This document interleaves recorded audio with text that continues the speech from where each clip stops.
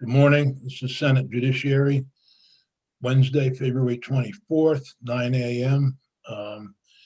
We're taking up S30, an act relating prohibiting possession of firearms at child care facilities, hospitals, and certain public buildings. We have a number of witnesses. The first group are basically supporters of the bill, and then we'll hear from others as we move along. So welcome to Senate Judiciary. I'm Dick Sears. I represent Bennington County and the town of Wilmington in the Vermont State Senate, and I chair the Senate Judiciary Committee.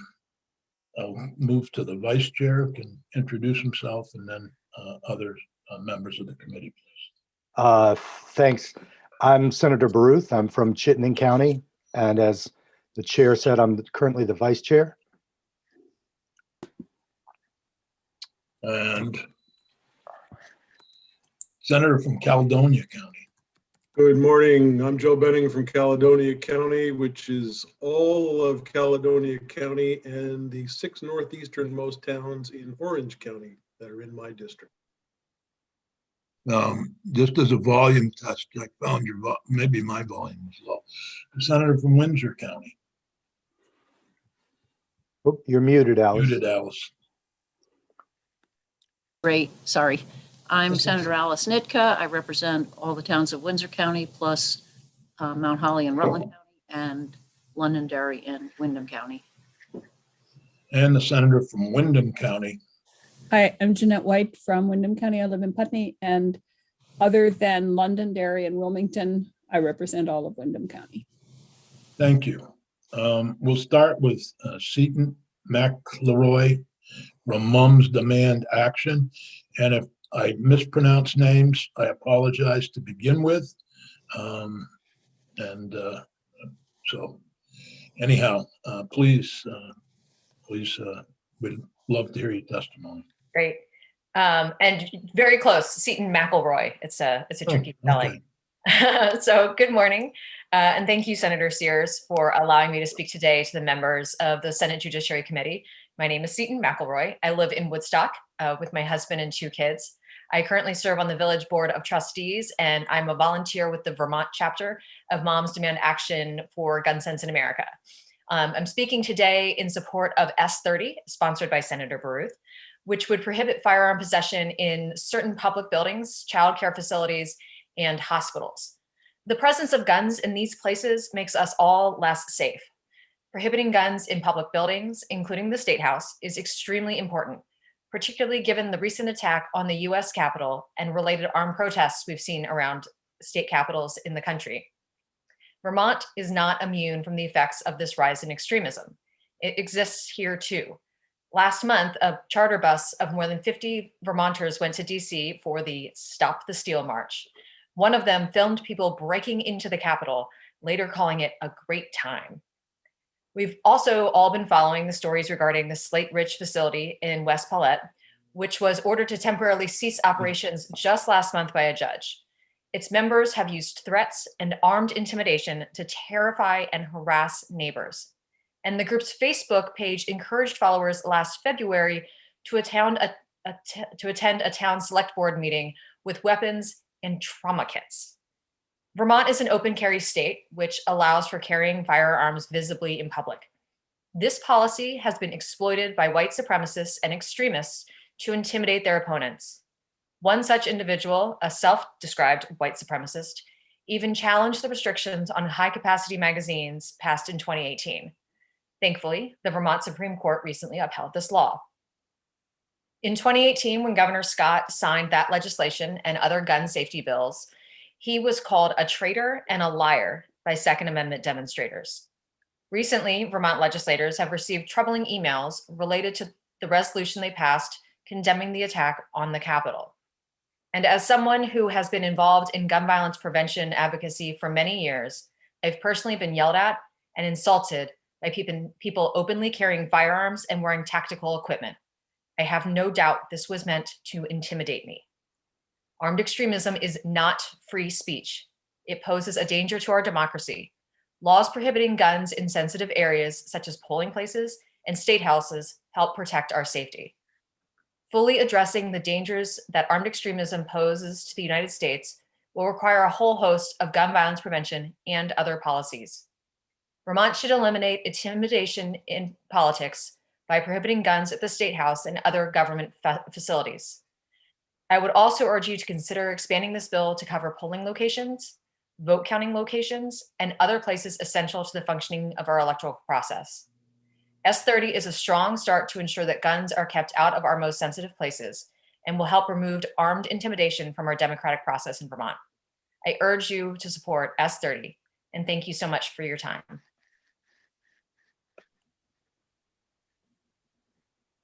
Learning how to unmute and mute yourself under Zoom.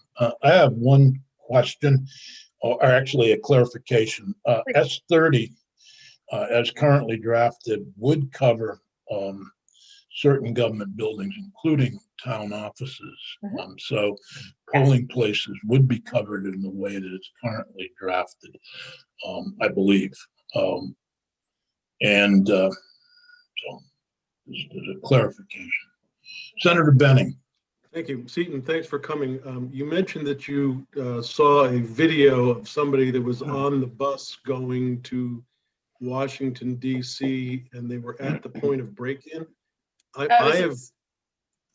just want to make sure I'm clear. I've been actively trying to find out if anyone on that bus actually participated in the break-in. If you have a video of that, could you do me a favor and send me a link to that? Absolutely. Thank you. Okay. Other questions for Seton? Thank you so much. Absolutely. Our next witness is Mary Sherrock.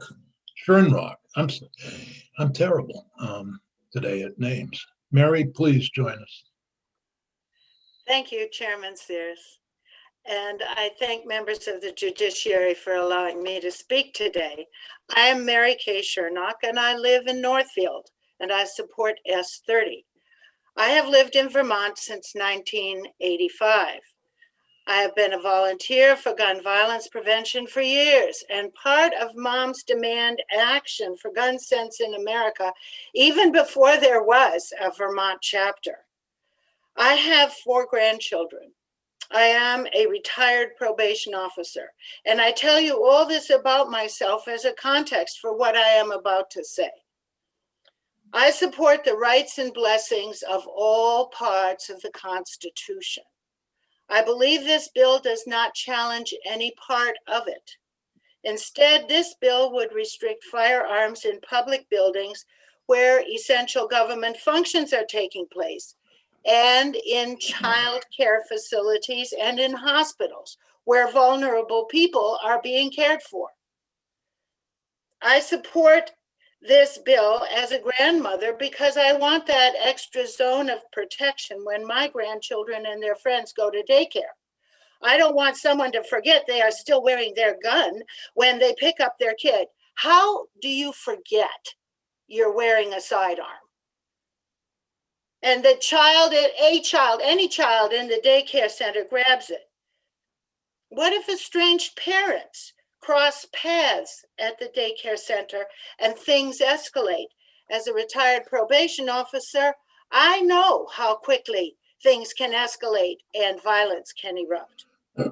My daughter told me recently how nervous she was at a nearby park when she saw another parent with a gun on his hip up in the play structure with her and the little kids, any one of whom could have grabbed that gun. She thought, what if one of those kids has impulse control problems? What if he forgot to put the safety on? These are reasons why guns don't belong in hospitals, which are already tense places. I support this bill as a citizen because I want that extra zone of protection when my friends and I and our adult children engage in lawful, peaceful protest, as we frequently do. My neighbor has received troubling emails related to positions taken as a legislator. Another neighbor who works for the state of Vermont has chosen to work from home at times, like last month, because right now there are no rules prohibiting firearms near that state government building. I recall for you the ugly scene when Governor Scott signed the gun legislation in 2018. I was there. I think we have been lucky so far.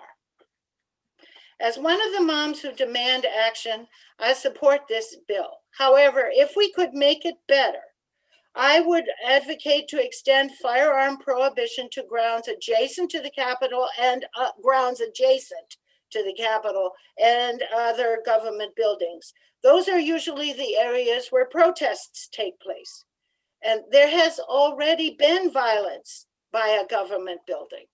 I recall the tragic shooting in Barrie that has made social workers there and others employed elsewhere by the state very, very nervous in the evenings about going to their cars parked nearby those buildings.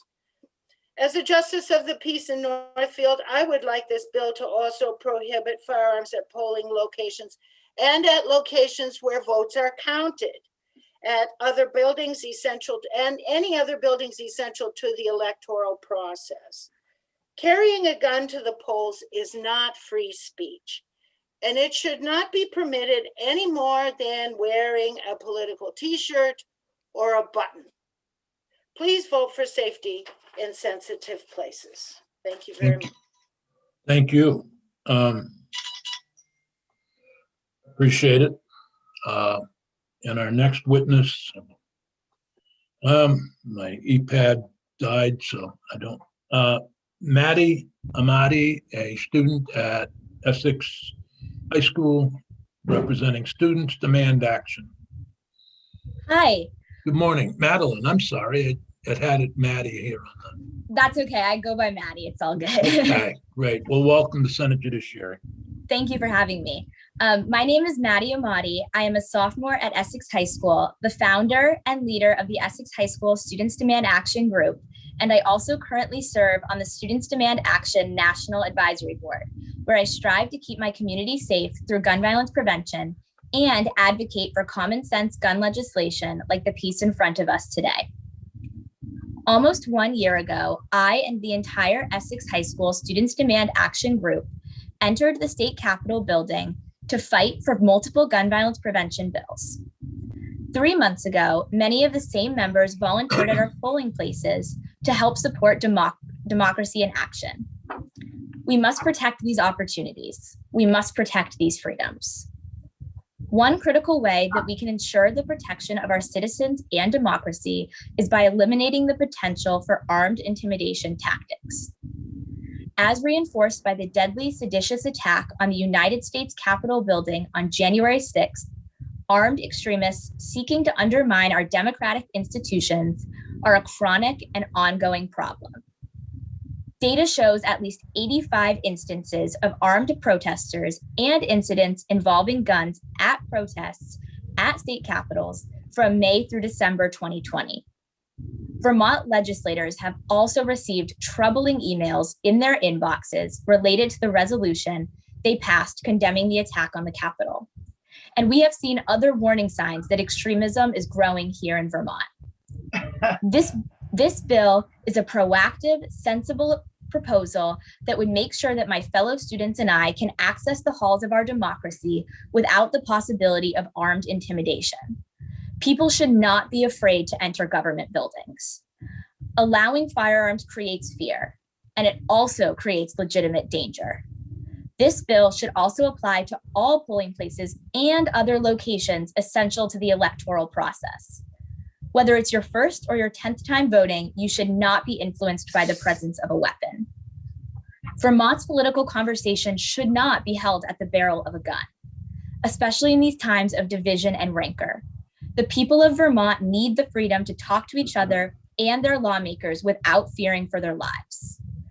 I hope students feel comfortable returning to the Vermont Capitol to advocate when it is safe to do so. However, right now, we aren't only facing the COVID-19 pandemic, but also the potential for armed danger.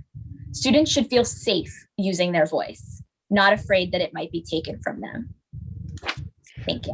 Mr. Chair, Yes. if I could ask Will Moore to mute himself. Bill, could you? Or if Peggy could mute him. Great. Thanks Thank very you. much. Okay, any questions for Maddie? Maddie, thank you so much for joining us. Thank you for having me. Iris is right, well, on my screen, she's right next to you, so please join us. Welcome to Senate Judiciary, Iris. I suppose everybody's screens are somewhat scrambled, but Hi, thank you so much for having me, and I really appreciate the opportunity and all the important work you all are doing. My name is Iris Chung. I'm a junior at Essex High School, and I'm one of the leaders of the Vermont Students Demand Action Virtual Field Office. I'm here today to testify on behalf of S30, but also to emphasize the need to extend prohibition to grounds adjacent to the Capitol and other government buildings, as those are usually areas where protests take place, as well as extending the prohibition to vote counting locations and during demonstrations on public property. Firearms should also be excluded from buildings essential to the electoral process. I'm not old enough to vote yet, but I still know how important a functional democracy is, as well as the ways it's currently under threat. The first time I testified at a public hearing was in front of House Judiciary in a public hearing for S-169.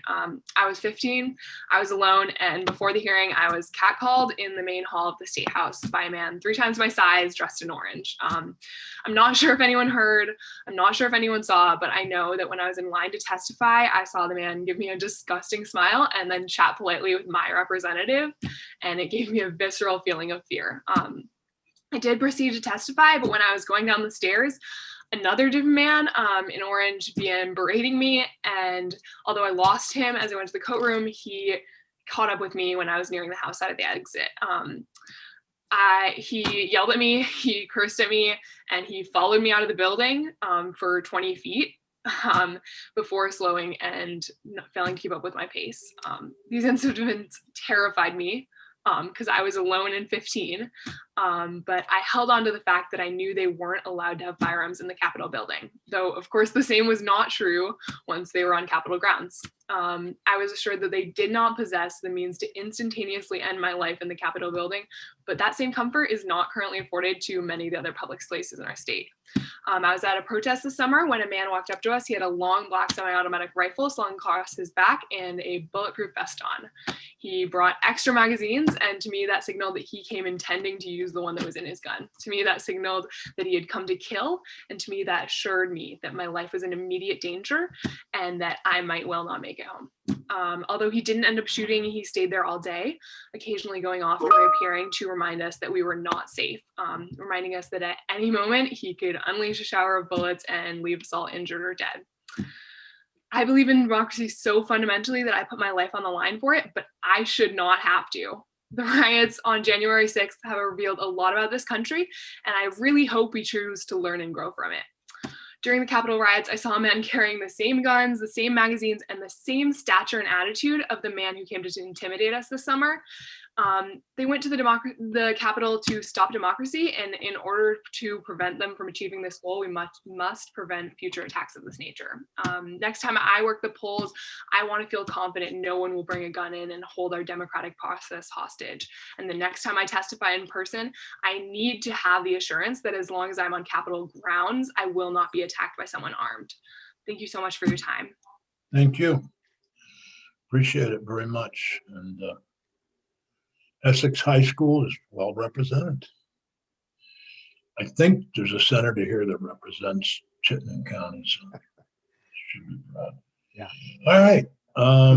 Next is the mayor of Montpelier, Ann Watson. Madam Mayor, where are you? I don't see you. All right. If she's not here, she may join in process. Oh, that just caused me to lose my Zoom feed. Thank you. Nope. Now I got to start over. I put my glasses down to make sure I was reading the right thing. All right, why don't we go to Liberty Rancetta, Vermont, a nurse with SANE, Vermont Forensic Nursing Program. Hello. Thank you, Doug. Thank you, morning. Mr. Sears. Good morning. Good morning. Hi, my name is Hi. Reetta Liberty. Thank you for allowing me to speak today. I'm a registered nurse and have been practicing for almost 30 years. For the last 25 years, I've been practicing in an emergency room setting here in Vermont. I'm here today in support of S30 to address firearms in places such as childcare centers and hospitals. I think this is a common sense law that will not only protect healthcare providers, but also the patients that we care for. And as you mentioned, my other professional role is the clinical coordinator for the Vermont Forensic Nursing Program. I provide training to nurses across the state of Vermont to provide specialized care to victims of domestic violence, sexual violence, and other abuses. Forensic nurses provide specialized medical treatment to victims of violence who seek care. We collect evidence as part of a larger effort to document injuries. The vast majority of these examinations occur in the emergency department setting. In the last year, we have seen a significant increase in victims of violence seeking emergency medical care in the wake of an acute incident of abuse. And often this abuse has not yet been reported to law enforcement. While it may be one acute experience that brings the patient into our care, it is not uncommon that these victims have experienced previous sexual violence, victimizations, or have experienced long patterns of coercion and control in domestic violence abuse situations, including frequent threats with firearms. We know that there is a well-documented link between domestic violence and firearms. While we generally think of domestic violence occurring within the home, there are important examples of times when violence has spilled out into public settings, including the healthcare setting. Because forensic nurses provide care to patients who identify as victims of abuse and assault, we are keenly aware of the potential threat that firearms pose both for our patients, ourselves, and other healthcare providers. Unlike patients who have a broken arm from a bike accident, our patients who have experienced abuse are often likely to be targeted by violence within the healthcare setting. Patients come to the emergency department because they are seeking a safe and secure environment to receive care, and healthcare providers need the same assurance in order to provide high quality care. Thank you very much. I hope you support S30. Thank you. My hospital, the Southwest Vermont Medical Center, has a big sign. The two things on that sign are no weapons and no smoking on the campus. I assume that most hospitals have those signs. Can you speak a little to that and how often you might see weapons, let alone firearms? Sure. As an emergency room nurse. Yes, in my hospital, the University of Vermont Medical Center, we do have signs that say no firearms are allowed. Fortunately, it's excluded from the smoking. It is a smaller sign, and while we don't have any other protections such as metal detectors or any pat-down searches, I feel that we do see them fairly frequently. In the past year, I have experienced in my role as a forensic nurse, episodes where domestic violence perpetrators, so the partner of someone who has been abused, has been surrounded at the emergency department waiting for this patient to leave the emergency department. While I don't know if they have firearms, there is always that threat that they do because we are an open carry state. And again, there's no assurance that someone who walks into the emergency department for whatever reason, for a mental health crisis, seeking medications for pain, does not have a gun on them or some type of other firearm. So I think this is really important that we make this law something that we can enforce and something that can not only be enforced in the emergency room setting or the hospital setting, but also in other venues, state house, childcare centers. Thank you. You're welcome. Senator White. Thanks. Thank you for your testimony and to the others too who've given theirs. I just was going to ask, one of the things that we have heard is that those signs and the rules of the hospital are enforceable, because if someone is asked to leave and they don't, then it's considered trespass. So yes, it is enforceable. So I guess my question is, how does this creating this crime differ from in your mind, from the way it is now that would be a crime? Yes, so I think it's individual hospitals right now where this bill sounds like it would be something that's across the state. I think that would be the most important thing, that it's standardized across the state. And it's not only in healthcare settings, but it's also in other areas in the state. And it could be in the community health setting. It could be in a private office, a clinic office. I'm not quite sure if they have the same security support that we do in the emergency room or in the hospital. So I think this bill would standardize that enforcement across the state and across all types of medical facilities, childcare settings, and other places. Mr. Chair. Thank you. Yes, Senator Baruth. Just a quick comment with regard to Senator White's. We have heard from people who oppose the bill that our trespassing statute covers these instances. I don't believe that to be the case myself. I think that there's ambiguity there. And as we've had one witness testify, in an open carry state, you often have people who make an issue out of demonstrating their rights, their Second Amendment rights, and they may not honor the hospital's policy in the same way that they would honor a state law. So that's a dispute that's ongoing in the committee. So I just wanted to flag that. Thank you. Lily Beran, a student at Brattleboro Union High School, just across the mountain from me. Thank you, Senator Sears and committee Thank members, you. for allowing me to testify on behalf of S30. Hi, my name is Lily Beran, and I am from Brattleboro in Windham County. I am currently a junior at Brattleboro Union High School. Throughout the last couple of years, I have worked with Clay Lasher Summers on various gun sense projects, including attending a gun prevention summit at Boston University my freshman year.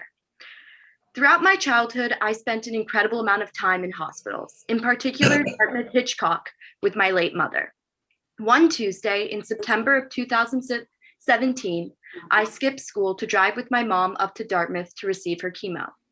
This had become a little tradition of ours. I would bring my homework and iPad and sit in the waiting room, sipping watery hot chocolate and making small talk with the nurses. Afterward, we would drive to King Arthur Flour Bakery and split a 7-layer bar before driving home. However, this Tuesday was different.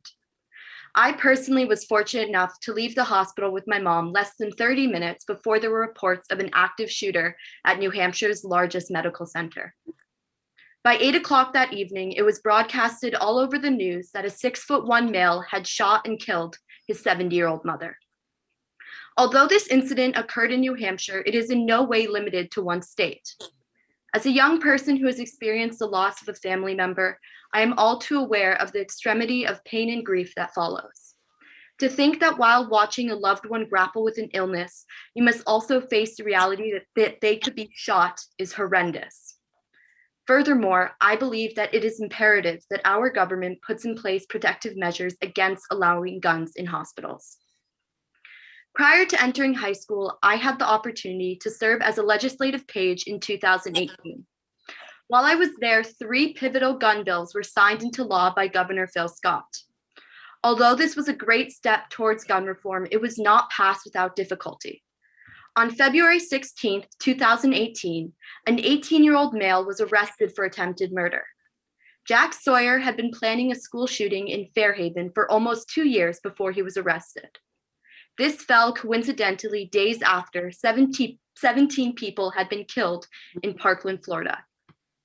The 2 events left our state capitol shocked. Legislators began scrambling to create laws that would prevent a school shooting from taking place in our state. As a page, I shared the legislators' anxiety over the 3 bills. Hundreds of people wearing NRA buttons and orange hats would flood the State House every day. It became a skill being able to weave in between the masses. Occasionally, an orange-hatted figure would stop me and ask to see the notes I was carrying in hopes of changing a certain representative's mind. One afternoon, I found myself sitting in the House chamber with a fellow page playing cat's cradle with two tied together rubber bands, when two police officers with two dogs each asked us to exit so they could perform a cautionary search for explosives. No one in the State House should feel as though their lives are at risk, especially amidst a contentious debate over gun regulations. If there had been laws in place that banned individuals from carrying firearms in our capital, I know I would have felt safer going to work every day. An 8th grader should not have to fear that they could be shot simply because they were in the wrong place at the wrong time. S30 represents the next important step in gun violence prevention. By prohibiting firearms from hospitals, childcare facilities, and certain public buildings such as the State House, we ensure a level of safety in places that this is of utmost value. Thank you. Thank you. Mr. Chair, Yes. Mayor Watson is with us now. Well, I was going to go to the next student from Brattleboro and then go back to the mayor, if that's okay with everybody. Mayor, is that okay with you? That's fine. Right. Thank you. Thank you. Senator Benning had a question or comment, or? I did. Lily, first, welcome back to the Senate. Thank you. I am curious about a couple of things. The man who shot his mother at Dartmouth. Yes. Are you aware of what the diagnosis of his mother was? I do not. I remember I must have been 14 or 13 at the time. And so I do not personally remember. I do know that I was listening to the news on the radio as I was driving home, and he was reported on the 4th floor. So whatever the 4th floor, I think it was intensive unit, cares for is what his mother was shot. I have two questions for you beyond that. First, if we had passed a law such as this one, and such a law was in effect in New Hampshire, do you think that would have prevented this man from doing what he did? I believe that it would have limited his chances of succeeding. I also believe that it's impossible to know. However, having more cautionary restrictions in place would 100% increase the odds that he would not have killed his mother. Okay. Last question. You said that this is the next important step. I'm curious to know, what is the step after that? I believe that there are other places that guns should be restricted or prohibited for the public safety. However, I think that the 3 places that were included in this bill should have already been in place, as they set up a basis for gun violence preventions in places of work that are extremely sensitive and already can be a very contentious and stressful environment. Okay, thank you. Thank you. Thank you very much, Lily. It is nice to see you back, although virtually rather than in person in the State House. Pat, I'm going to mess this one up too. Good morning. It's Padma. Don't worry about it. Padma. Okay, great. Thank you. Welcome to Senate Judiciary. Thank you. Hello, and thank you, Senator Sears and the committee for letting me speak today in support of S30. My name is Padma Mson. I live in Windham County, and I am currently a junior at Brattleboro Union High School. 3 years ago, I connected with Clay Lasher Summers.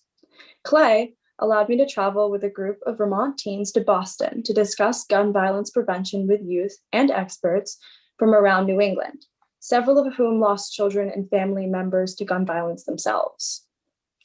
Gun violence is something I have been keenly aware of for some time, having experienced active shooter drills since the age of 5 or 6.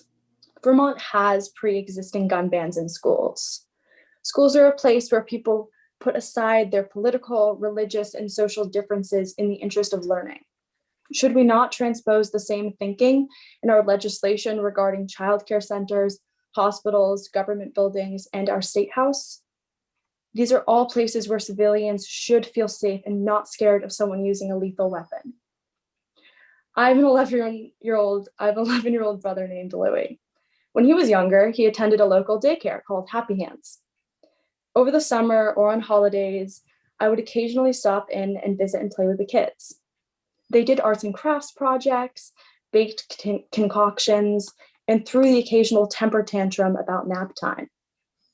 Parents leave their children on faith, trusting the security of their babies to their childcare providers.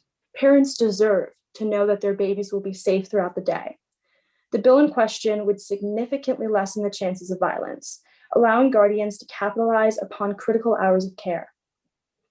Much as we might not wish to envision the chances of a childcare center coming to violence, of course it could happen. As COVID strains that families, compounded by issues such as substance abuse and rising rates of domestic violence, there is ever more likelihood that the pressure cooker of life during a pandemic could erupt into violence, resulting in the deaths of innocent children. This is a reason to act now. Through my experience of time spent both at my brother's daycare and also working as a counselor at Green Mountain Camp for Girls, I came to discover that I love working with children. Additionally, I've always been fascinated by the medical field and hope to become a pediatrician one day. Growing up, my mom volunteered 3 times a week in the oncology department at Brattleboro Memorial Hospital. She taught me that hospitals are supposed to be a safe place for healing. They are high stress, often emotional environments that need to stay safe and orderly to run efficiently. There are triage protocols that abide by a hierarchy of values. Medical professionals need to focus on healing patients and not issues of hospital security. Community members need to feel safe coming to hospitals to get help. Importantly, this care includes mental and emotional support. Physical problems can connect with mental health issues. Time spent in hospitals can be an explosively emotional experience, both for the primary recipients of care and equally so for those patients' parties associated with them. People should not have access to guns that have the power to take lives in such a potentially fraught environment. Hospitals are not a place to contend with ideological differences. Hospitals need to be a safe area for our communities. As someone who aspires to work in a hospital, I strenuously believe that the mental and physical protection of both employees and patients should be the #1 priority. Keeping out guns would decrease the possibility of a lethal incident, further ensuring the protection of those who are already in need of care. I understand that Vermont has a strong hunting culture and many people own guns for protection, but there are environments where guns can only do harm. Safety should be a #1 priority in the locations I've mentioned, childcare centers, hospitals, and in our state house and government buildings. Having grown up in Vermont, I hope that as a state, we can work to better protect our communities from gun violence. The next step is to make change through gun legislation as proposed by S30. Thank you. Sorry, I don't have a child here right now, but I do have a dog that needs. I'm sorry I missed part of your testimony. Senator White. Thanks, Padma. Did you realize that when we heard from the Department of Children and Families around daycare centers, as part of their licensing contract, they have to prohibit all firearms at the daycare centers. So they're already prohibited there.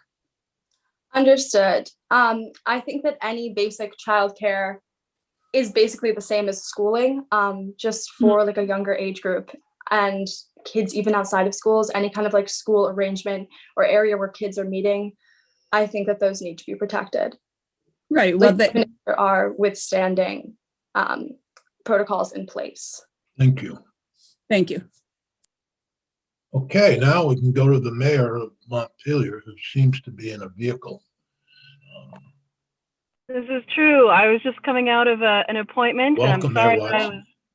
Thank you. Thank you. Sorry to have been a little late here. Can you hear me okay? Okay. Yes, we can, and that's fine. Okay. All right. Well, thank you so much for the opportunity to speak to you all today. I'm here in support of S30, particularly the section about prohibiting firearms in certain types of government or public buildings. I want to start with a story about Kirkwood, Minnesota. On February 7th, 2008, a man entered the city council meeting with 2 firearms. There he shot a police officer, the public works director, 2 city council members, the mayor, and a reporter. This kind of violence perpetrated in a government building has sadly happened in both small and large city halls around the country, including New Hope, Minnesota, and in New York City. A town or city hall is a symbol of that town. There may be other municipal buildings, but the town or city hall represents that municipality as the seat of local government. I'm certain that I don't have to tell you that people sometimes can get very angry with elected officials or municipal employees. In Montpelier, as a part of our new city council orientation each spring, we go over safety precautions for what to do if there's an active shooter situation. This bill, S30, may help prevent injury or loss of life by providing law enforcement a reason to stop folks with firearms from entering a public building before those firearms become a problem. Firearms and democracy should not mix. A democracy is designed to be slow, designed to provide space for differing opinions, and therefore, in a certain sense, it's effectively designed to be frustrating. That frustration can become heated and even fuel anger in some people. Showing a firearm during a discussion is at the very least intimidation and a distraction from the logic or merits of an argument. I fully support robust disagreement, but firearms have no place in that discourse.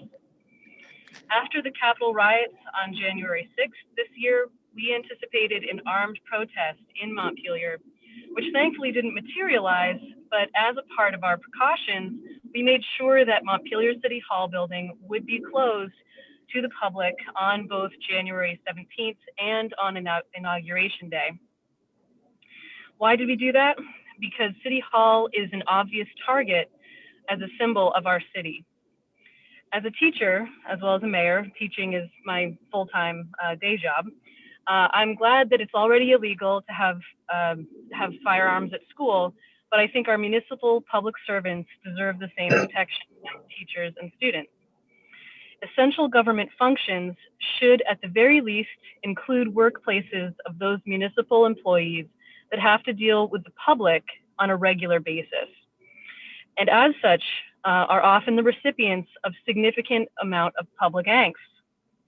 I would recommend this bill cover the workplaces of our city and town clerks, police and fire departments, planning departments, and the offices of department heads.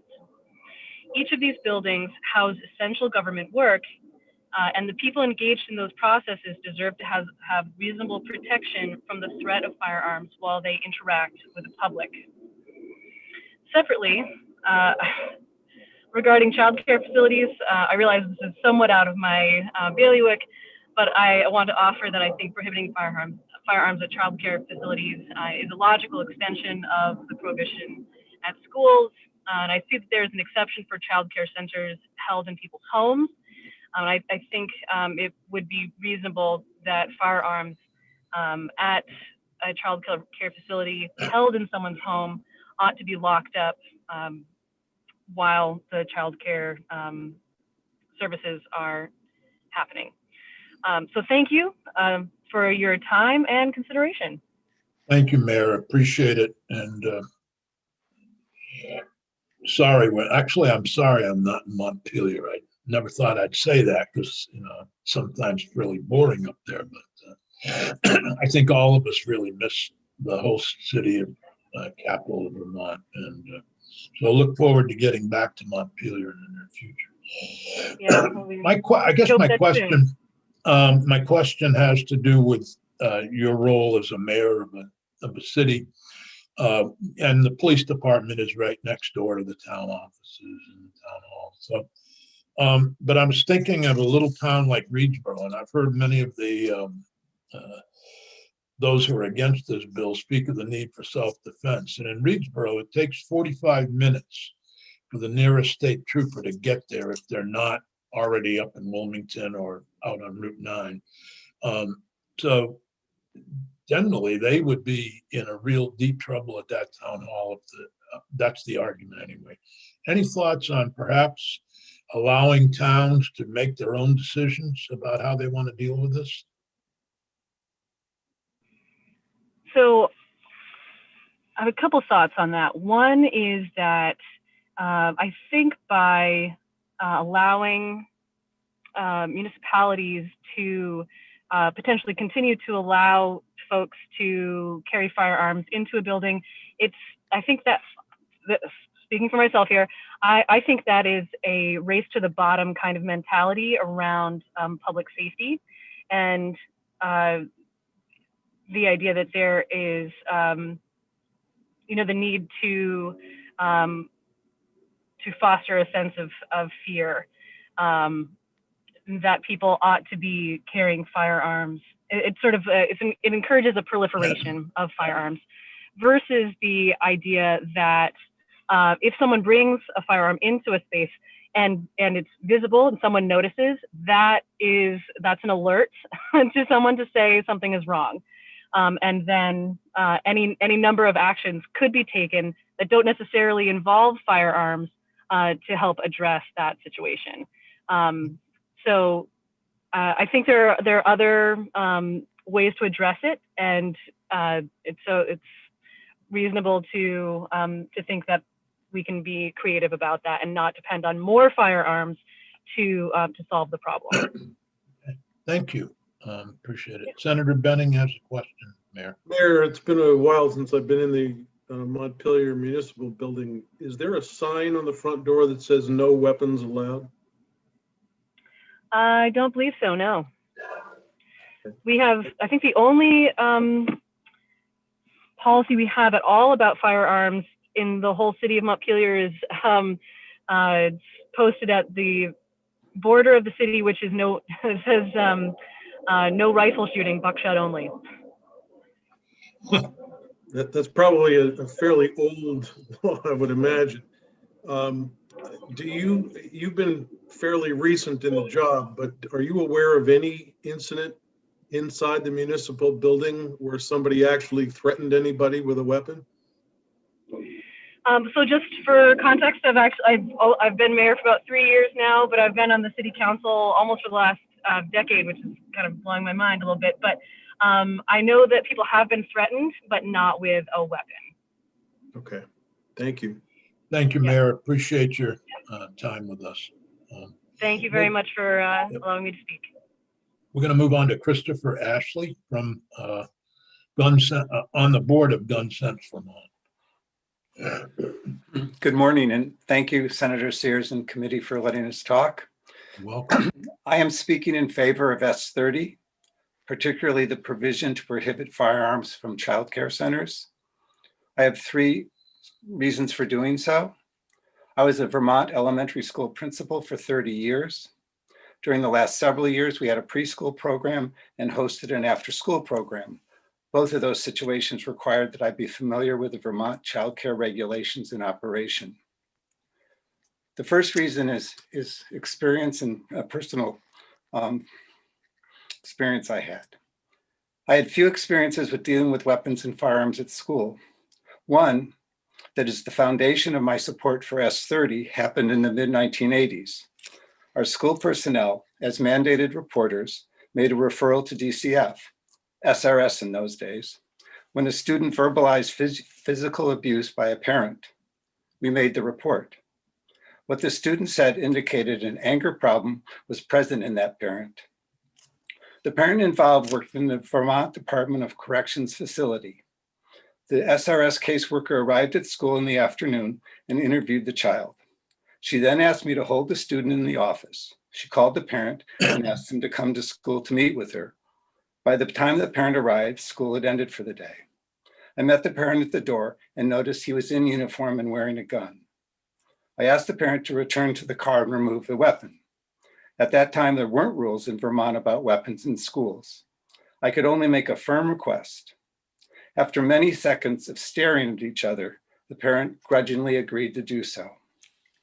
The meeting that ensued was loud and angry, with fists slamming on tables and threats being made. Eventually, an agreement regarding behavior, custody, the next steps, including supervision, was reached. As he left for the parking lot, I locked the door and moved to watch out a window and be next to my phone. To this day, I don't know what would have happened if that weapon was present during such an angry meeting. The SRS worker and I and the rest of the school staff still in the building all waited a half hour to give him a chance to clear the area.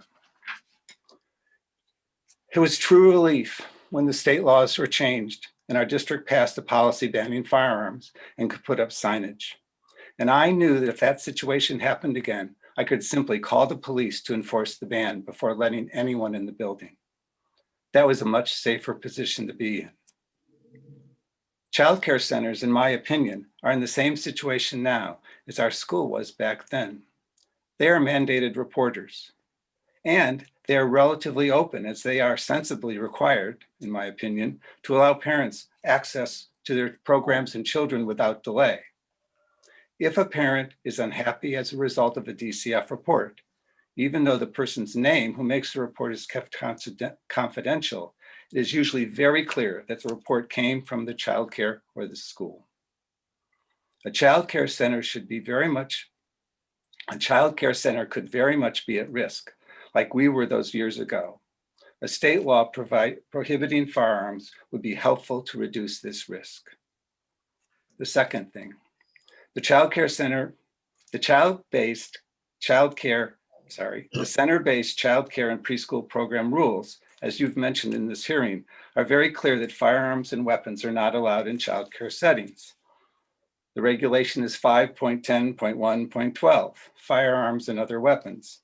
The licensees shall ensure that no firearms and other weapons, including hunting knives, archery equipment, and weapon accessories such as ammunition, are present at the CBCCPP. I would ask you, how does a child care center enforce the violation of this rule in real time?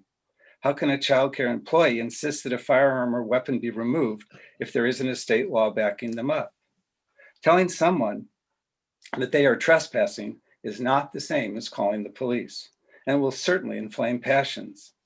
Also, serving a letter of trespass takes time, several hours at the least, and usually days, and it only works after there's been a threatening or actual incident. To address Senator White's question, it is once you've confronted someone and said they're trespassing, you've inflamed the situation. If instead you say, unfortunately, there's a state law and we have to call the police if you come in, that's a very different situation. How can our child care centers follow the mandated rules and keep children safe? When you read through the center-based child care and preschool program regulations and implementation guide, as it should be, there are countless phrases about child safety, the safety of children, the welfare of children, followed by hundreds of specific regulations regarding child safety and welfare. Specific and detailed standards are stated for background checks, toilets, food, first aid, furniture, supervision, water temperature, equipment, laundry, the cleaning of materials, even backup heat in the event of a power outage, et cetera, et cetera, et cetera. Safety concerns for children are rightly paramount, yet the safety standard for firearms and weapons doesn't have Vermont state law backstopping it. S30 would allow it to be more effectively and uniformly enforced. Thank you. I hope you support S30. Thank you. Thank you very much. Dr. Bell, welcome back to Senate Judiciary. Thank you so much for having me. I'm Dr. Bell. I am a pediatric ICU physician at University of Vermont Children's Hospital, and I'm also the president of the Vermont chapter of the American Academy of Pediatrics, who I am here speaking on behalf of. I know that one of my colleagues, Dr. Ryan Sexton, already spoke to all of you, and I did watch his testimony and also the testimony of the Vermont Association of Hospitals and Health Systems. So I don't want to repeat what others have said, and I've tried to be thoughtful about what I could potentially add to this conversation. So I would like to talk a little bit about violence and violence prevention in general. And I've spoken to you all as a committee in the context of suicide prevention. And so I'd like to use that frame again when I talk about violence prevention in this setting. So in suicide prevention work, what we know is that the act of suicide is not a foregone conclusion. It's not something that is definitely going to happen. It's something that is preventable. And we know that the risk of suicide ebbs and flows, and that the key to suicide prevention is to keep people safe during those high risk times. Similarly, with violence prevention, violence is not a violent act is not a foregone conclusion. There are not inherently violent people and non-violent people. We're all human. We are all capable of violence. The idea is to keep people safe during times when violence is more likely to happen. And so if you have a situation where somebody is faces an unexpected event, a heightened emotional sense, perhaps some impulse control issues, perhaps substance use or not. On top of that, if you also have access to a firearm, what can happen is you can then have a violent act that leads to a tragedy that is preventable. And so when we do violence prevention work, community violence prevention work, we think about not so much the people involved, but the situations involved. Like, how can we make the environment and the situation safe? So I would like to try to step back and not think so much about that there are good guys and bad guys. Like there are people who are going about their lives, doing their thing, and some of them carry firearms and some of them don't, and everyone has good intention and no one has ill intention, and those are all the good people. And then there are a few bad people who wake up in the morning and decide they're going to commit a violent act. Really, violent acts occur in the middle, in those situations that I just mentioned, where you have this event that happens and then also access to lethal means. So where I work in the hospital, you've heard a lot about the intense situations that happen in hospitals. So I won't go into that too much, but I do meet people on sometimes the very worst days of their life. I have been verbally threatened in the past, and situations where a parent's losing a child. It's very intense. So I've had parents say to me, do not stop CPR. If my child dies, I will kill you. And that is, when someone says something like that to me, they're not a bad person. They did not wake up in the morning. They did not walk into the hospital thinking, I'm going to threaten someone. This is coming from an unimaginable place of pain and anguish and suffering. And so what we want is for that environment, that hospital environment, to be as safe as possible, knowing that people are going to get news that they have never imagined that they're going to get, and they don't know how they're going to react. We don't know how they're going to react. We don't know how we would react in that situation. So I would say, instead of thinking about the person with malintent who's walking into the hospital trying to hurt someone, it's all of us being human, being in a very intense place where if we walked in with a firearm because we have it, again, not with any ill intention, and it's there, we don't know exactly what could happen from that. And similarly, a lot of very intense situations I've dealt with at work are related to parenting and interpersonal relationships with parents. And people have mentioned issues around child abuse. They've mentioned issues around custody. And so there have been tense situations too that's related to parents. And that I could see that happening also in childcare centers. So when we think about where are places where tensions can flare up, there are places where people know their partner or former partner might be working or might be picking up their children, or where their children might be. And again, I don't think people, contrary to what we hear about, they're not necessarily coming to commit a violent act. It's, I'm going to meet this person here, we're going to have a conversation, but then that's where tensions can sort of flare up. So I know that these are places where, people can put signs up and say, no firearms allowed. I do think that what I appreciate about this bill is that it lifts some of these really high risk environments up to the level of courthouses and schools, where Vermonters are going to think, okay, this is not, do I have my firearm on me? I need to leave my firearm at home. I need to not bring my firearm into this place. This is like schools, like courthouses, hospitals, childcare facilities are on that list as well. And again, it's really thinking about the environment and the place and keeping that risk of a violent act lower. So thank you, Dr. Bell. I appreciate it very much. We are, I think, just about on time. We have Hannah Shearer left on the witness list from Giffords, and then we're due to move to Eric Davis. But thank you again, Dr. Bell. And Hannah Shearer. Thanks so much, Senator. Good morning. I'm an attorney and the litigation director at Giffords Law Center to Prevent Gun Violence. And thanks for inviting my testimony in support of S30. This legislation, as others have mentioned, is the necessary response following the January 6th violence at the US Capitol and the surge in armed intimidation at state capitals across the country that are aimed at shutting down legislative debate.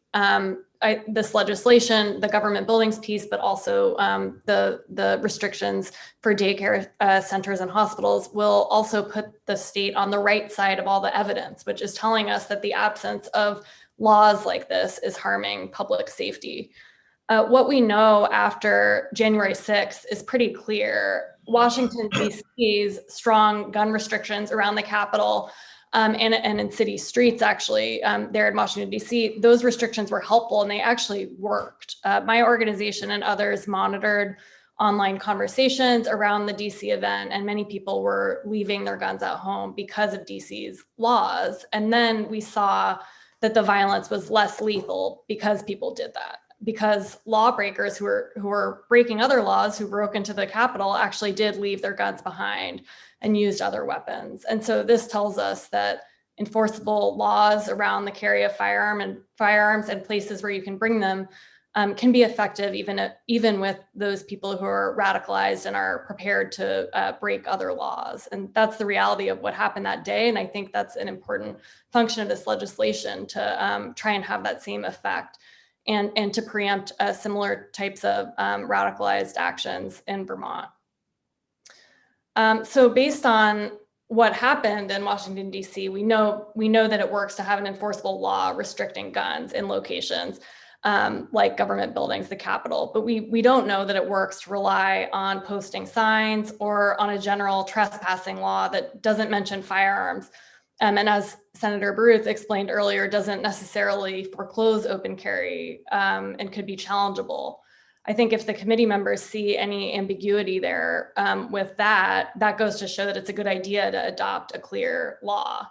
It's always going to be better to have a clear law on the books. For the additional reason, it gives people the explicit reassurance that they aren't going to encounter guns when they enter or visit public buildings. It explains the rules for gun owners in a way where their responsibilities are easier to understand.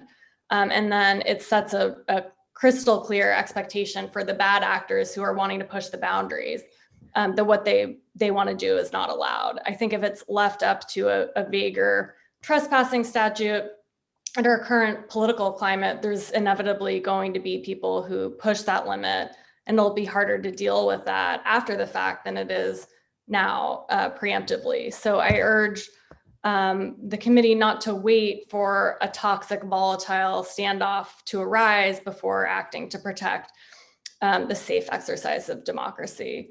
I want to briefly address the objection that has been raised to the legislation that it interferes with self-defense. The US Supreme Court and Justice Antonin Scalia have clearly found that prohibiting guns in government buildings and sensitive places, which includes daycare centers and hospitals, certainly is consistent with the right to use firearms for self-defense. And that's because using guns for self-defense does create dangers for other people in our shared public spaces. And so it can be limited in that circumstance. the fact is that lawful gun owners who are carrying for self-defense can still cause a tragedy. They've done so in the past when by making a mistake in the heat of the moment, misperceiving a threat, or even by unintentionally hindering police responses to an active shooter, making it hard to identify who is the wrongdoer. There's evidence that gun carriers can overreact to perceived threats and escalate conflicts that could otherwise be resolved without violence.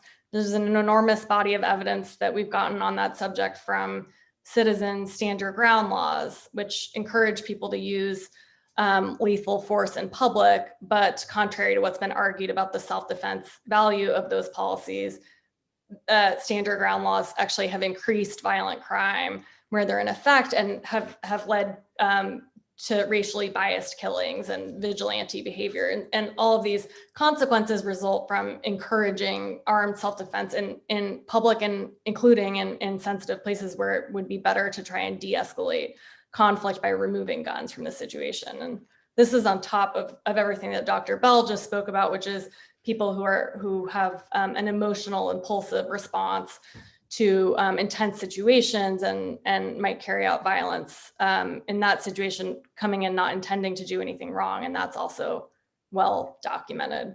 So just to wrap up, there is evidence that we need to worry about lawful gun carriers doing harm. What I don't think there's evidence of is a law-abiding person that has needed to defend themselves with a gun at a public building or during a government function. I don't know an example like that. I don't think it's supported in public buildings or in childcare centers or in hospitals either. So thanks so much. That concludes my remarks, and thanks for your attention to this important bill.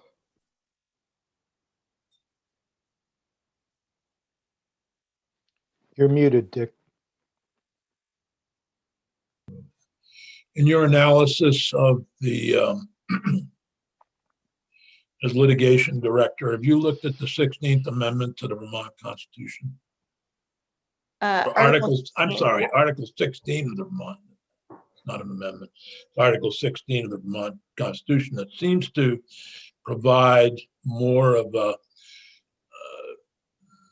shall we say, defense position than the Second Amendment, so that the right to defend oneself, which goes back to my question about the little town of Reedsboro on the masked border, where it does take, it literally does take 45 minutes to get there. Even a state police officer traveling at the highest rate that they can safely travel. Thank you for that question. The Vermont Supreme Court actually just issued a landmark decision on Article 16, interpreting it for the first time. And they also held that gun restrictions are supported under Article 16 and are consistent with just historically the fact that guns have been regulated, including in sensitive places. I think the example that you're talking about, first of all, it seems like the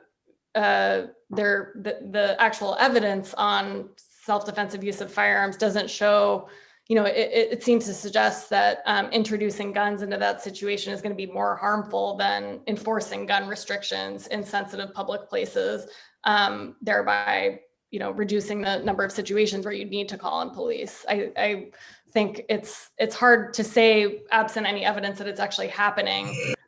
So I'd want to look into whether it's inhibited people, the fact that police are far away, or whether the answer to that should be enforcing a law that you can't bring guns into public spaces that are supposed to be free from violence, where people aren't expecting to encounter firearms. This minute.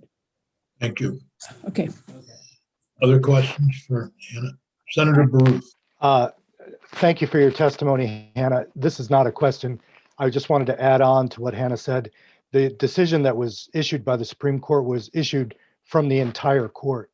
And that's an important thing to note. It wasn't, disputed. It was, it came from the entire court. So I thought that was an important indication of their stance.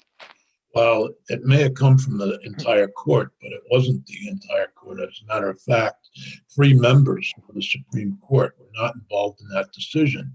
Justice Cohen stepped down because he had was a district court judge in Bennington, a superior judge in Bennington, who heard the original case. So he had to step down. For some reason, Justice Reiber recused himself, and did Justice Eaton. So it really was 2 members of the Vermont Supreme Court and 2 others sitting. I believe that it was 4. But I don't mean to belabor the point. It's not part of the witness's knowledge. But I think saying it's to me. I would just add that the reason why people speculate that they did that is to avoid intimidation by putting the names of certain people on the decision. So that's the way Vermont Digger framed it, was that that this is typical in cases where they want to avoid essentially threats to Supreme Court justices. My only point is that if Justice Cohen had been there, Justice Eaton and Justice Reiber on a different case, you might have a slightly different outcome. Absolutely. Senator White. Thank you, Mr. Chair.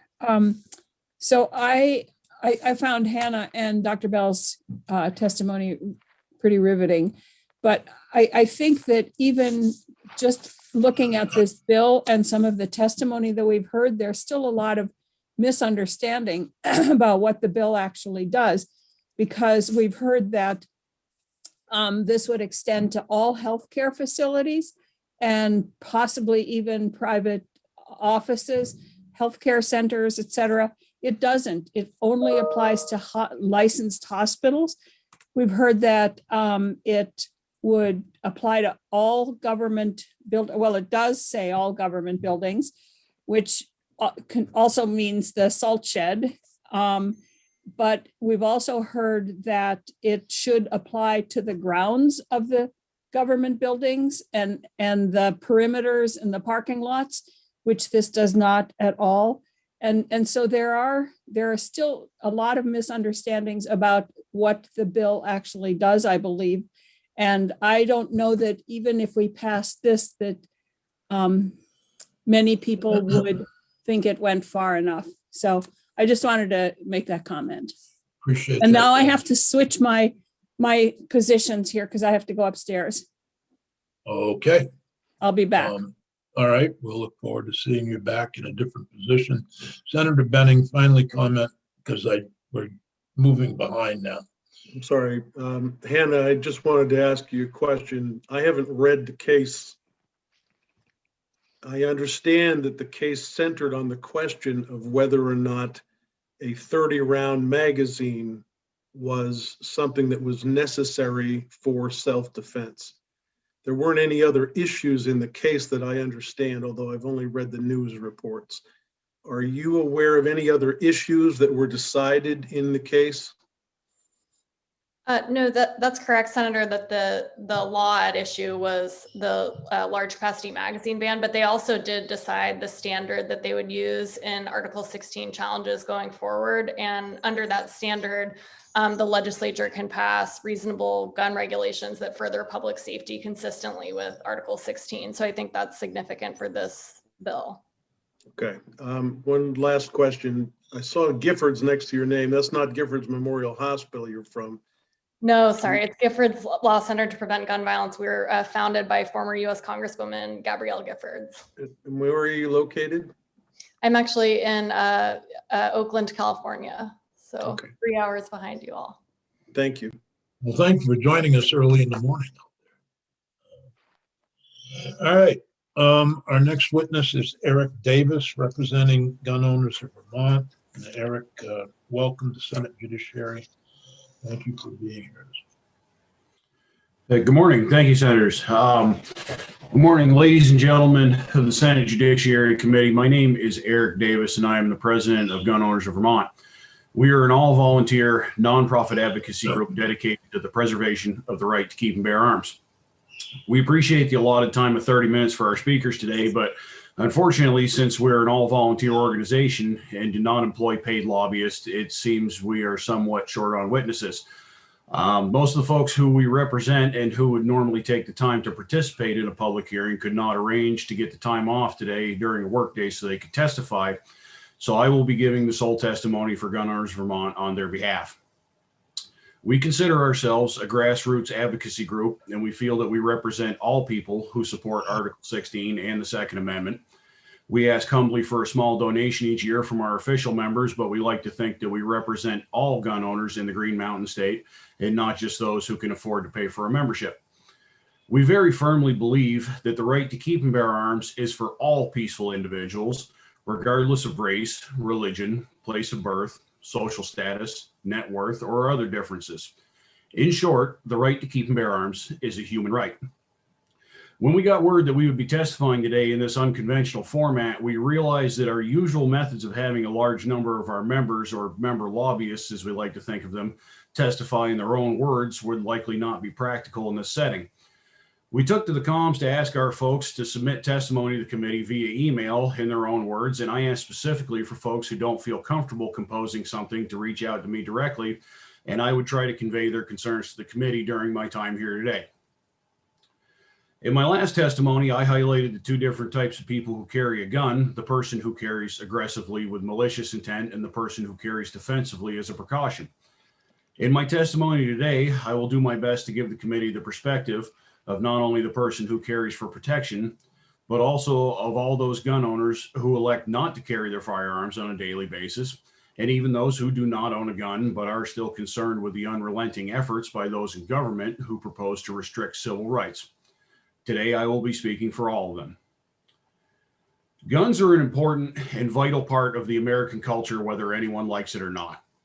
The people of this country place a high value on their right to acquire a gun as a utilitarian tool, a sporting device, a piece of history, a means of deterrence and protection, and many other combinations of reasons, as did those who authored our founding documents. It is no surprise that in a country born of violent political revolution and founded on the principles of protecting individual rights from an oppressive government, that firearms remain an integral and crucial part of our society today.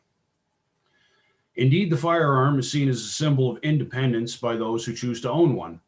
It is something to be safely kept, maintained, and respected, and it is something that is not likely to be surrendered easily because those who fear guns succeed in outlawing the possession and carriage of devices now owned legally.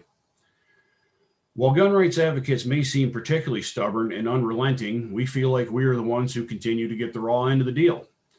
Gun owners have been told, not asked, to compromise by accepting progressively more malicious, ineffective, and sometimes downright dangerous restrictions on their rights for almost 100 years now with nothing in return. We are constantly berated with buzzwords and empty platitudes suggesting that every successive set of restrictions is simply another necessary common sense safety measure or reasonable restriction.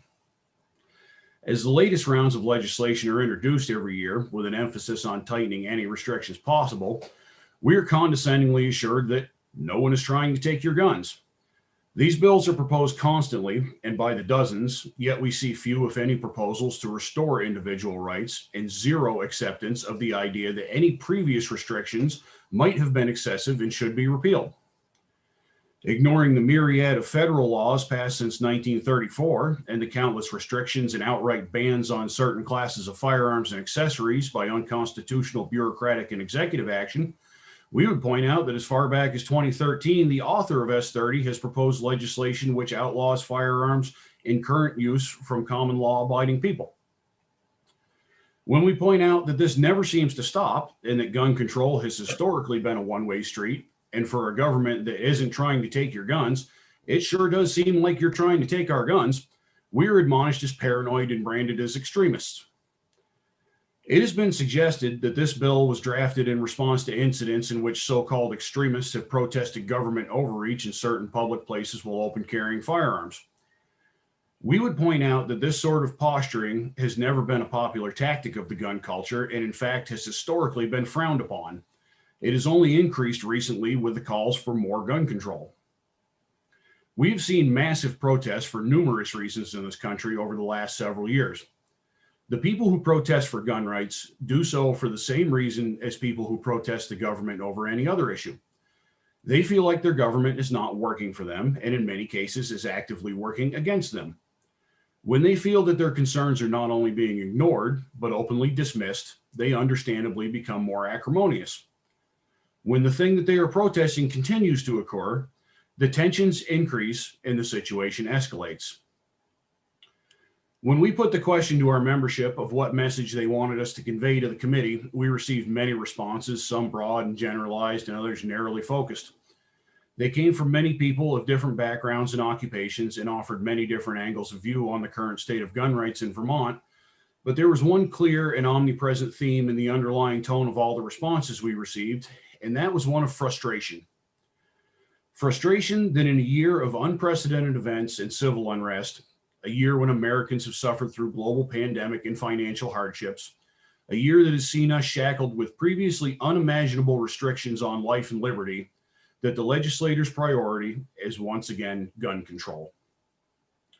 In a year that has seen over 20 million Americans come to the realization that the system cannot and will not protect them, and have chosen to hedge their bets against the uncertainty of a deeply troubled society by acquiring and carrying a firearm for their own safety, they find the only thing they can count on for sure is that come January, when the legislature reconvenes, there will be renewed calls to restrict their right to make that decision.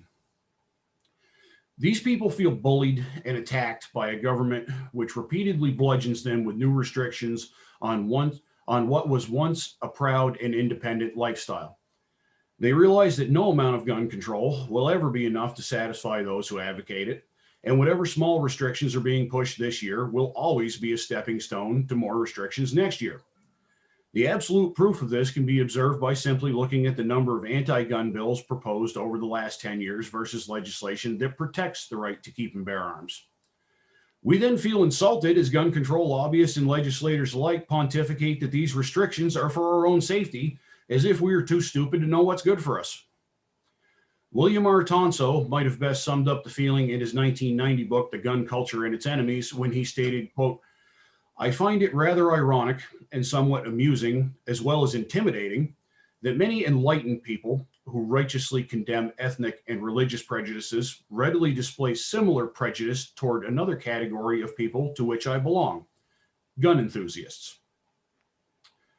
Upon requesting our members' opinions on S30, the one detail-specific response that we received more than any other was the observation that this bill, or more importantly, the idea behind this bill, relies entirely on the good faith of all participants. Regardless of the proposed penalty for violation, the only mechanism S30 provides to keep people safe is to put up a sign that reads "No guns allowed" and hope everyone follows the rules.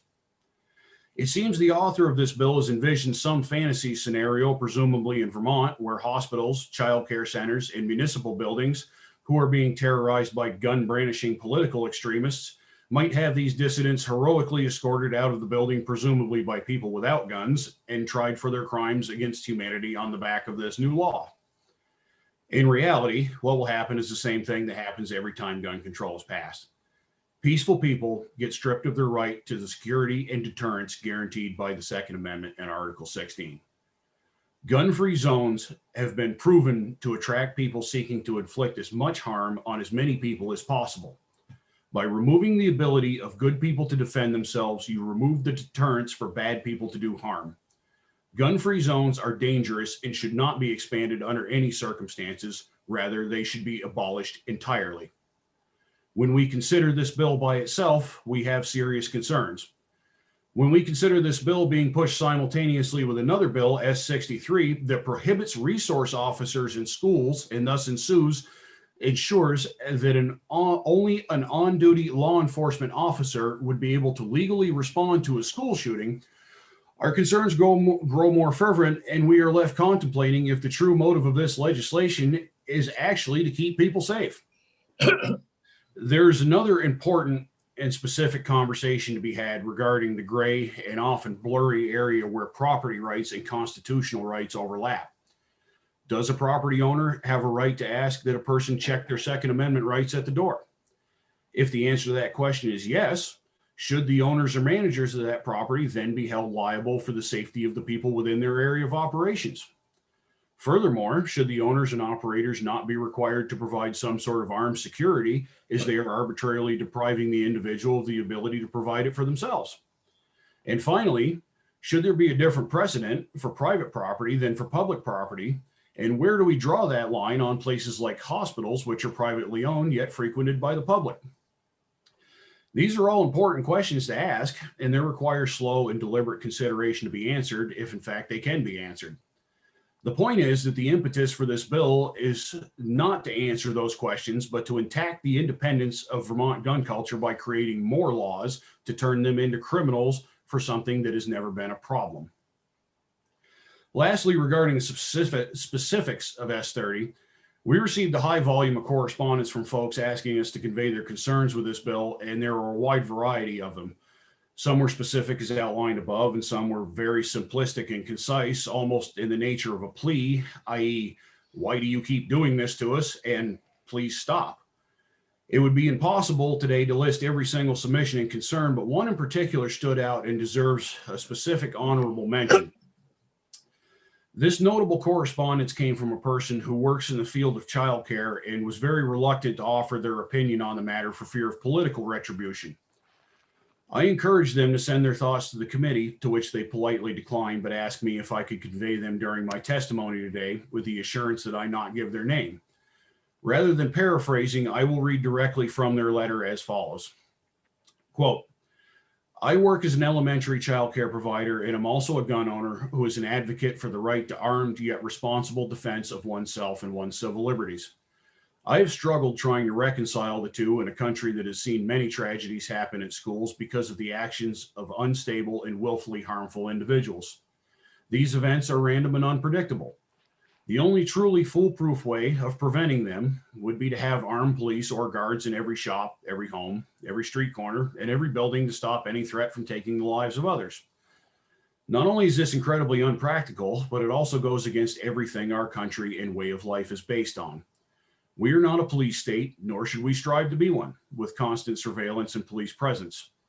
The trade-off to all this is when we need them, though they react as quickly as they can, they don't always show up immediately. The several minutes it takes from when a phone call is placed to when a police arrive could be a matter of life and death, and those tasked with teaching our children should have the option to provide effective and efficient protection for the lives of the children they look after. I feel if we are serious about protecting our children, we should have all options on the table, including the providers directly intercepting and ending a threat. We have seen armed citizens time and again stop mass shooters before they are able to claim more victims within the store, church, or other location they have chosen to prey on. Again, I feel that if done in a safe and responsible manner and approved by those running the facility, the physical means of providing that protection should be an available tool. End quote. This is a poignant statement from someone who works directly with children, has obvious concerns for their safety, and is willing to accept the fact that children need to be protected by more than just empty words on a sign proclaiming some area to be a gun-free zone. The fact that having the audacity to voice this simple opinion causes them to fear for their job speaks volumes to the fact that the debate is rigged and that the proponents of gun control have little use for the discussion of ideas which don't fit their narrative. In conclusion, it should be obvious by now, we cannot and will not support this bill with its questionable intent in any form. Real solutions, which actually keep people safe, will never involve removing good people's right to self-defense and deterrence. We look forward to a day when we might be able to work with our legislature towards the goal of keeping people safe and not have to do so from a defensive position. We once again assert that the right to keep and bear arms and everything implied therein is a natural human right. We do not see gun rights as a left or right issue. Rather, we see them as a point of unity that should transcend partisan politics. We would implore all interested parties to break from the approach of focusing on objects rather than individual well-being and specific actions or behaviors. We would point out the traditional approach of going after guns and criminalizing those who peacefully possess them has resulted in thousands of federal, state, and local firearms regulations currently on the books in the United States. Considering this, we have to ask, if gun control has worked, why do we need more gun control every year? And furthermore, if gun control has not worked, why would we assume that more gun control would work this time? S30 is at best a solution in search of a problem. It is gun control for the sake of gun control. At worst, it is a deliberate and obligatory continuation of the openly hostile assault on Vermont's gun culture and its tradition of independence. An objective observer might note that stripping a motivated and independent people of their dignity and then rubbing their noses in it has historically not been a unifying tactic. In fact, it only leads one way. We would once again like to thank the committee for hearing us today and respectfully ask that no more action be taken on this bill or any other that infringes upon the rights of honest Vermonters. Thank you. Thank you, Mr. Davis. Senator Baruth. Thank you, Mr. Davis. So I have a comment and a question. I want to note, but put to one side, the characterizations you made about my intentions or my own personal actions in the sphere. I will say that when you talk about what you're calling gun control, what we call gun safety laws, you characterize them as attacking people, bludgeoning people, rubbing their nose in it, and you say that only leads in one way. And I take that to be an indication that anytime what the Supreme Court calls reasonable regulation is proposed, you and your group communicate to your members that they are being attacked, they are being bludgeoned, and we shouldn't be surprised then if some unstable individuals take that as a call to action or a call to arms. We saw that January 6th. So I'll note that. My question is, you, in talking about the trespass legislation, you said, should a law-abiding gun owner be required to check their Second Amendment rights at the door? And it seemed as though you were saying that you didn't believe a private property owner should be able to bar a gun from coming in. That's a dispute we've been having in the committee. Can you just elaborate a little on your thought there? Well, Senator, I guess my thoughts on the matter is, like I said, there's an important discussion to be had over which takes precedent, whether, constitutional Second Amendment rights take precedent over a property owner's right to ask that a gun not be brought on that property. And I believe that is a very important conversation to be had. However, I'm attempting to convey the concerns of our membership and our, the folks that I represent. And, honestly, they feel attacked, Senator. I mean, they feel harassed by this year after year after year. And it seems to them that no matter what small, niche that you carve out into existing law for what you call gun safety, that it will never be enough, and that it will always lead to more next year. And frankly, I'm going to go off script here against my better judgment, but I would say that these people, in fact, resent the fact that the folks that author these bills use the term gun safety. We have never once seen anything in any of these bills about the safe use and handling of firearms in the sense that we grew up with them. I mean, we grew up knowing that gun safety meant the 4 rules of gun safety. You treat them with respect. You don't point it at anybody. You keep your finger off the trigger. It's, what you're proposing, Senator, is not gun safety. It is restrictions on the right to keep and bear arms. And, they quite frankly, they resent continually being told otherwise. They do not see these measures as safety measures. They see them as at this point, harassment, to be very honest with you. Thank you. So, Mr. Chair, I would just, again, note my contention about the trespassing statute is that it is not clear to everyone that it prohibits or supersedes their Second Amendment rights. And in Mr. Davis's testimony, that's what I'm hearing, is that for him, it's an open question whether or not the constitutional right to bear arms takes precedence over a sign that a hospital puts up or a sign that a child care center puts up. So Or a state house. right. So that's I been mean, my. there is a sign in front of the Yeah. state house that says no weapons allowed. That's been my contention all along, is that a uniform state law will be observed more consistently than a patchwork of regulations or individual policies. So thank you, Mr. Davis. I appreciate it. Thank you. Senator Benning. I don't want to get into a debate, but that's not the way I interpreted Eric's remarks. I don't think a person can walk into Which your way? house. I'm sorry, I'm confused. Which Okay. I'm hearing Philip say Okay. that a person who has the idea that they have Second Amendment rights has the right to supersede the rights of a private property owner.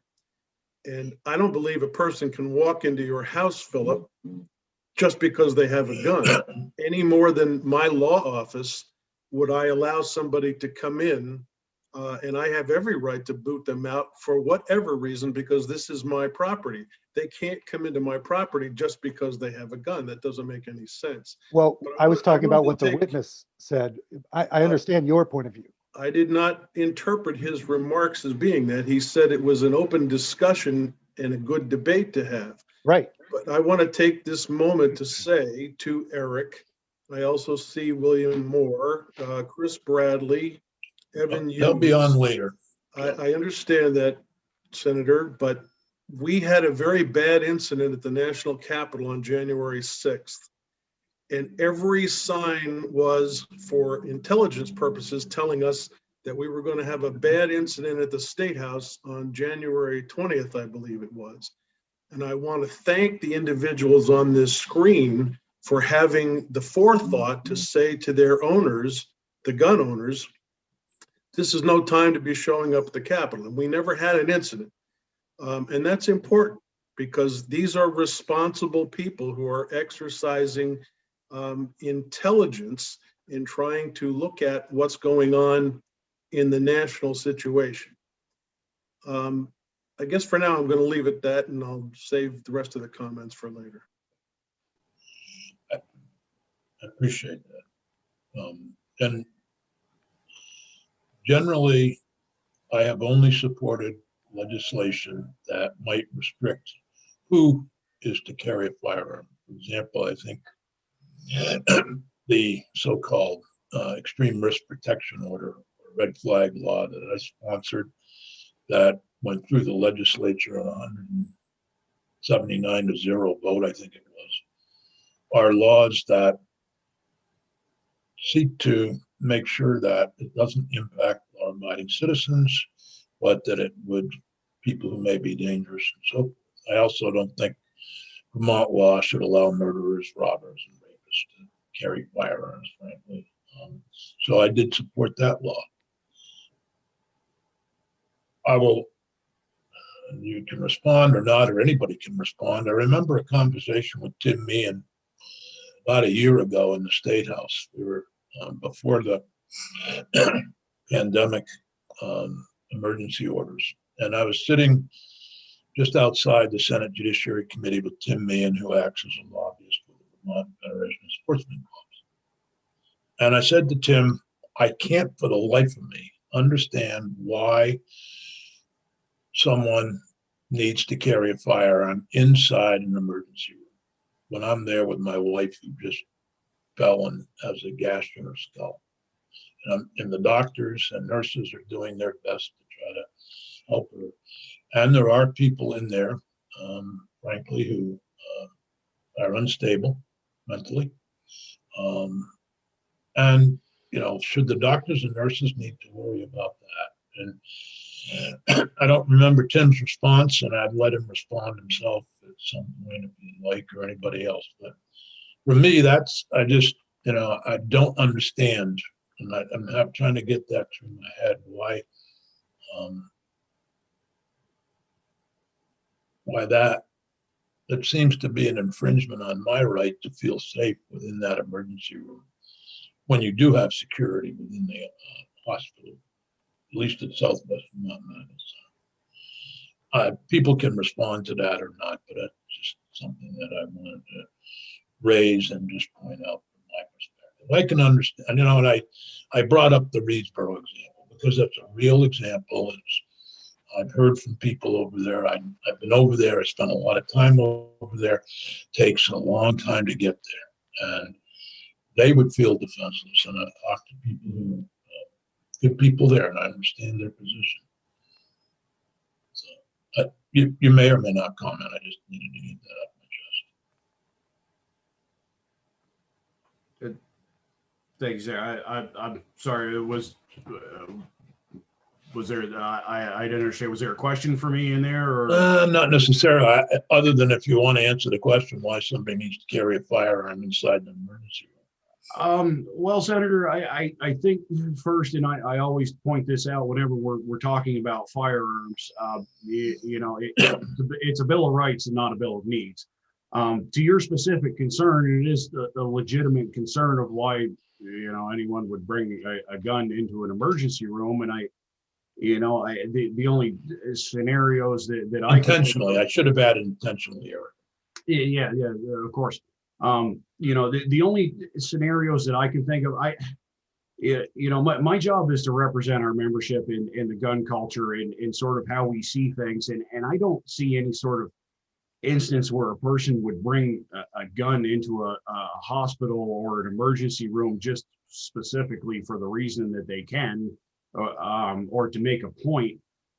The only scenarios that I see would be someone who, conceal carries every day and doesn't tell anybody about it and doesn't make an issue about it and just, forgets to leave their gun in their car or something like that. The other scenario obviously would be, somebody who went in there with the intent to do harm to those people in that facility. And in that case, I think it would be very unfortunate if there was nobody there with the ability and the means to engage that person and to make them stop if that ever did come about. Senator Baruth. Just a quick addition there. I can think of a situation that we've all seen 100 times over the past year, which is the mask mandate in various places has produced violence. When the person is told that they need to put on a mask, we've all seen videos of brawls that have ensued, violence that's ensued, threats that have ensued. There was a hospital in Washington that was stormed about 3 weeks ago by the Bundy organization, which has shifted its focus in various ways over the last 5 or 6 years. And now they've moved to opposing lockdowns and masks. And so they actually took an armed group into a hospital to demand the release of a patient that was under COVID-19 restriction. And so that's exactly the sort of thing that we're all talking about, is taking a setting that's trying to deal with a pandemic and the kinds of emergency situations the chair described, and then throwing in this radicalized open carry movements in various open carry states. That's one of the reasons for this bill in the first place.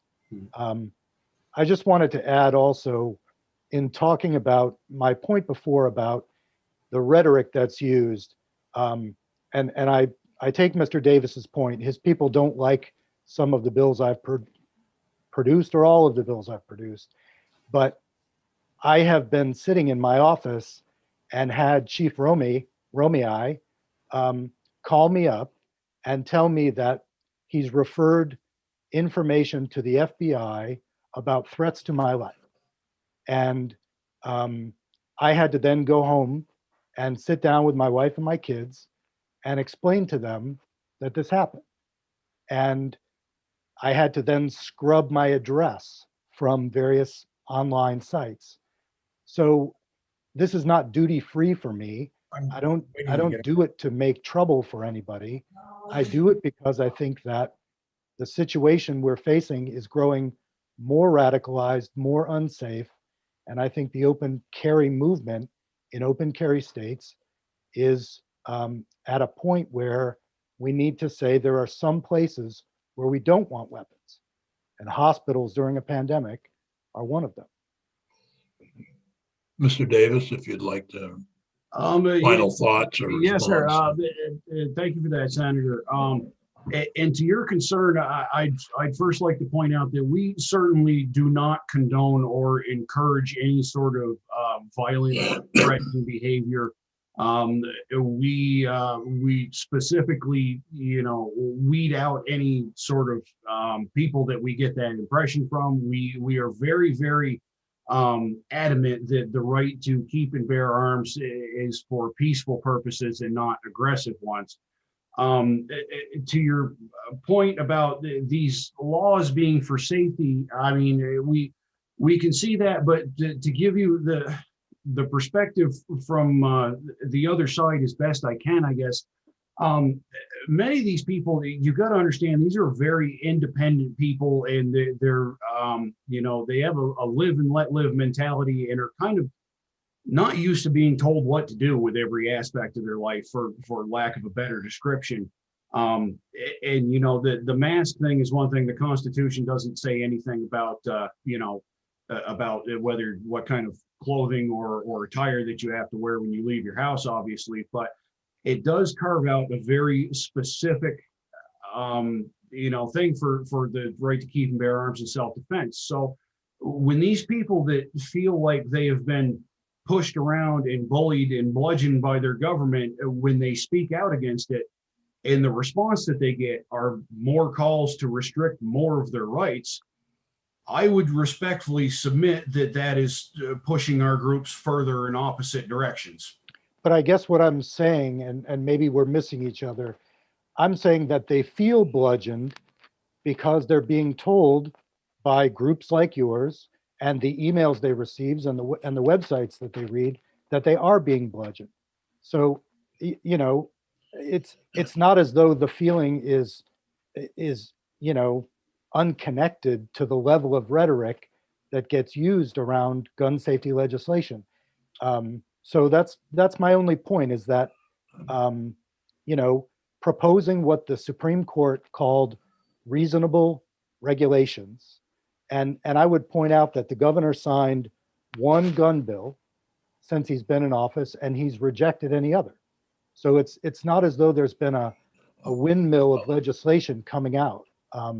So I think stepping down the level of rhetoric is not a bad direction. Thank you, Senator Baruth. Your final word before a 5-minute break. We're going to limit us to 5 minutes to be back here at, we need to hear from Evan Hughes, Ed Wilson, and Chris Bradley, Will Moore, and Darren Goins. Actually, I don't know if Darren's here today, but those are our witnesses, so we need to have time for them. So be back in 5 minutes. Thank you.